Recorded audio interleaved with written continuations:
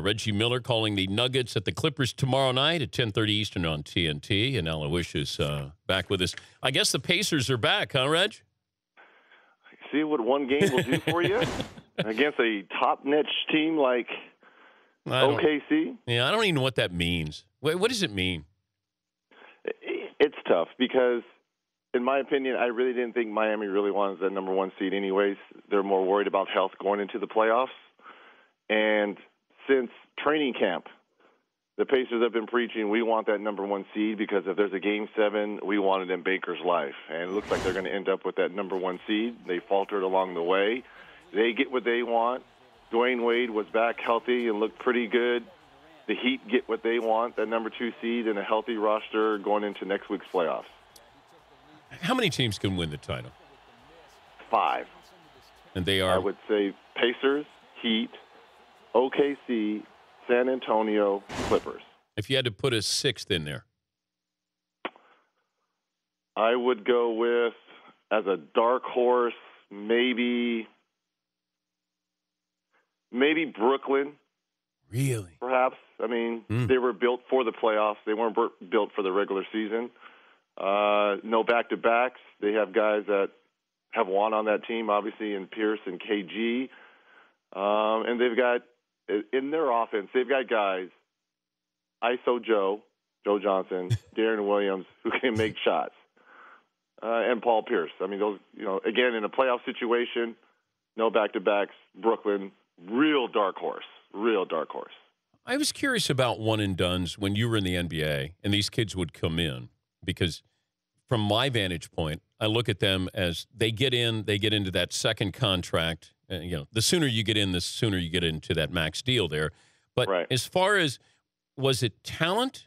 Was it understanding basketball, or just the maturity that would have you concerned when you watch these kids come into the NBA? Well, number one, as a player, when they're coming in, you'd say to yourself, fresh meat, because you knew the experience level was not going to be there. Granted, general managers and or presidents, and I would assume owners, because they're in on those war meetings when you're drafting for potential. So they're obviously looking at athleticism and talent when you're drafting. It's tough because a lot of talent and a lot of athleticism has gotten a lot of general managers and a lot of presidents fired because you're drafting on potential. And that's the toughest thing because you don't know. You're watching guys for, 30 to 35 games a year, one season. And the college game used to be the best minor league system ever because you could evaluate guys for 2 to 3 or 3 to 4 years and have a really good sense of really could these guys play. After 30 games, I don't know if you get a really good sense or any type of evaluation on these young kids. But when you say fresh meat, what do you get away with as a veteran when these kids are on the floor?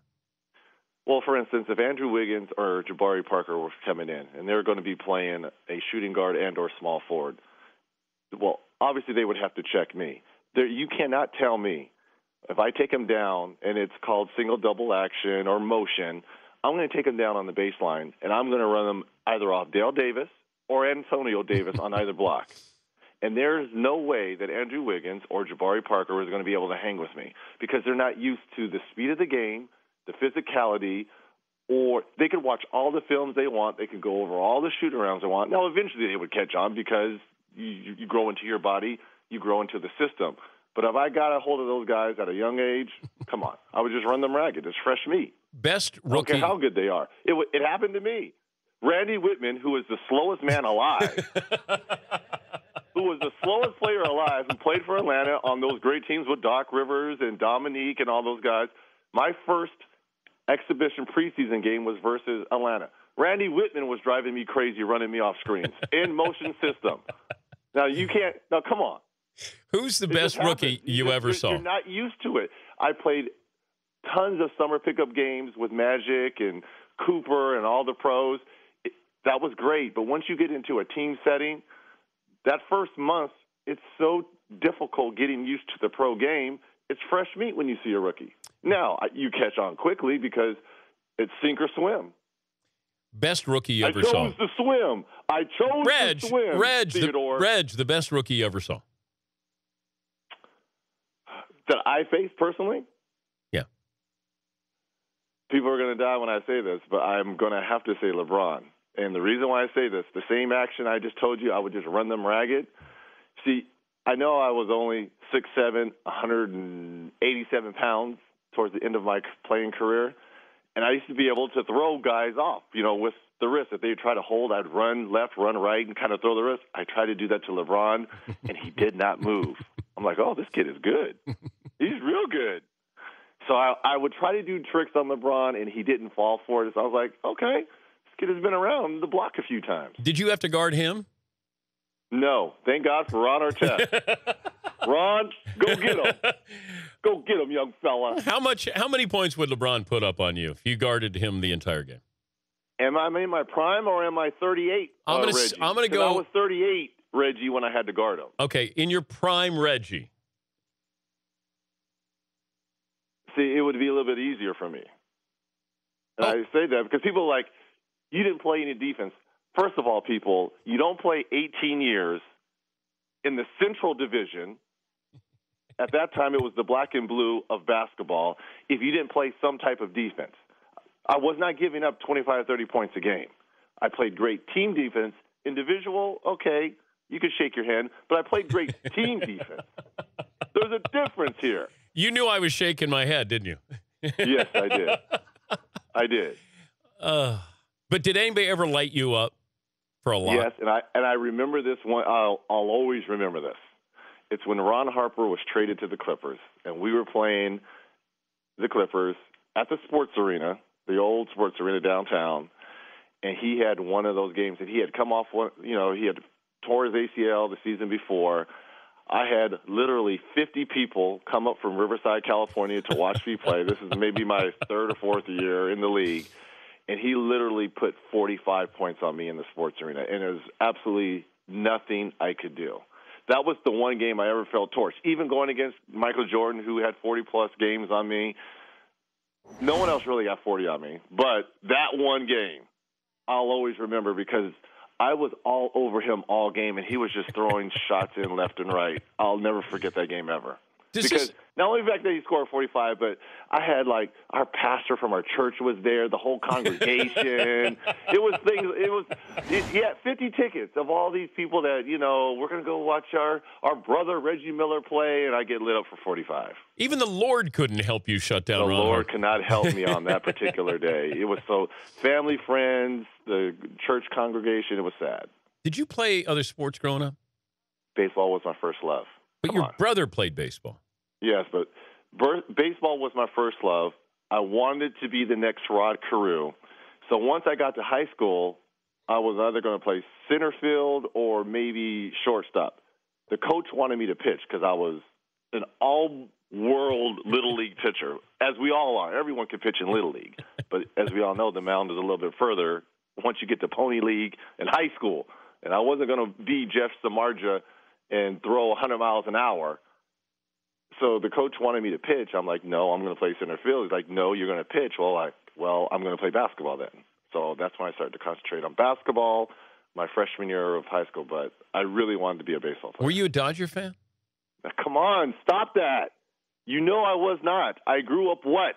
My brother played for who? The Angels. I only know one team. Okay. And please tell Jeff, because he will be traded from the Cubs, there's a team in the American League that is 6-6 right now that could really use his services. They pay really well in Anaheim. Very well out there to underachieve.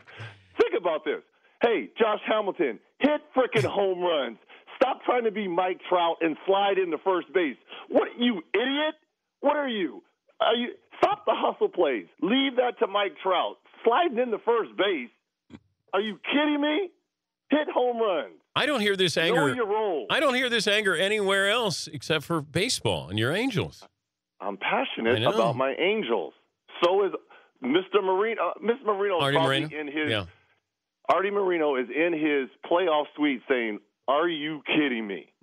this dude sliding in the first base." Seriously?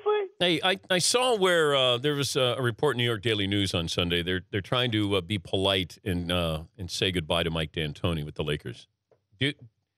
My point is, okay, who are you bringing in, and who is he coaching that you would make that move now? Do you believe that? It's going to be very difficult to make that move right now because you don't know what that roster is going to be. I read somewhere, too, that Mitch Kupchak has come out and says they have strong interest in re-signing Pau Gasol. Well, if I'm a coach coming in there, I need to know that immediately. I'm going to need to know the health of Kobe Bryant going forward. I mean, obviously, he only played, 6 games this year, so you would assume he would be full throttle. But the rest of that roster, I mean, where is it headed?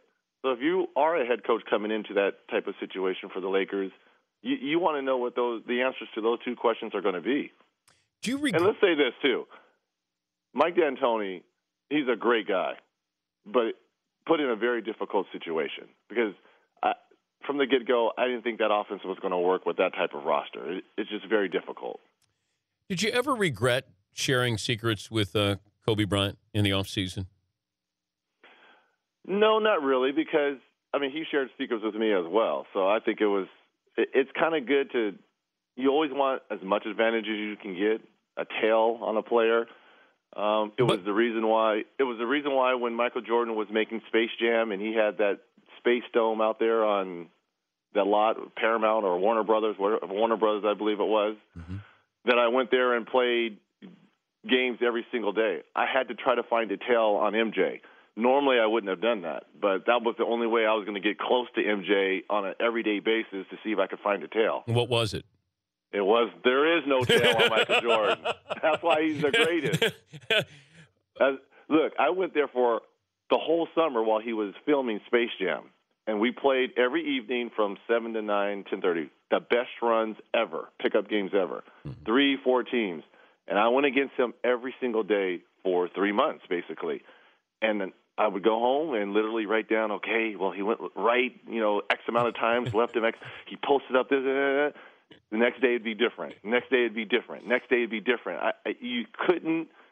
There was no analytics to Michael Jordan, unfortunately. If you played right now against Jordan, I could take Michael Jordan right now. I wish we could play right now because the things that he used to do to me, I would so do to him right now. I could so do him right now. What would he say if I asked him that question right now? I would kill Reggie Miller right now if we were to play. I would take you. I would take Michael Jordan right now. No, you would. Now, I know. You're agreeing with me. I'm just saying, I'm agreeing with you. But right now doesn't help me during the 90s. It doesn't matter. The way I look at it, Reg, is it's an entire life. You may be better than me when you're 25, but I might be better than Jordan right now. I might. It's a lifetime. I could be 87, and you know what? There's somebody that might be 92, and I might be able to take him off the dribble. That's true. The way it works, Reg. I'm just saying, right now, I'm Air Miller to Air Jordan. I would give Mike some right now. Now, 10 years ago, you and I, we would both be laughing. Okay? No longer than 15 years ago. Yeah. 15 years ago. But you would own Jordan. You would own Jordan right now. I wouldn't say I would own, but I would definitely give him the business right now. Let's say if we were playing to 10, it would be 10-6. Is that owning? That's not owning. Like 10-4 is owning. Yeah. Anything after 5, you could play. Yeah. 10-6. What if it's make it, take it, Reg? Still. I got you about 10. I'm just saying right now I could. I know. I'm talking a lot of bravado now. But you're a little. I love MJ, Reg. But I've seen him. You're nervous now talking about this with Mike. No, there's a little bit. Just a little bit in your voice. I'm going to tell you what. There's no nervousness. I'm having flashbacks. I'm having flashbacks of playing against him. Yeah. It's not nervousness. Because I told you, you always had to get your night's rest when Chicago and that black cat were coming through. So I'm thinking, oh, my God, I have to go up and get my 8 to 9 hours right now, thinking I'm going to play MJ at 48, and he's, 51? Yeah. Okay, I'm thinking I have to get my 8 to 9 hours rest. I'm going to go to Charlotte for the playoffs. Kudos to the Bobcats for making the playoffs. If I do a game, we'll go to the practice court, and we'll let you know. Wow. MJ, wow. if I have to do a Bobcats game during the playoffs, I'm coming. Wow. Okay? How about that? I love it. Reg will be calling Nuggets at the Clippers tomorrow night, 10:30 Eastern on TNT. Good to visit with you, bro. You're always the best, Theodore. And McLevin, I hope your arm is better. Poor fella. You can't be stretching out like that. I hope things get better for you. Thank you, Reg.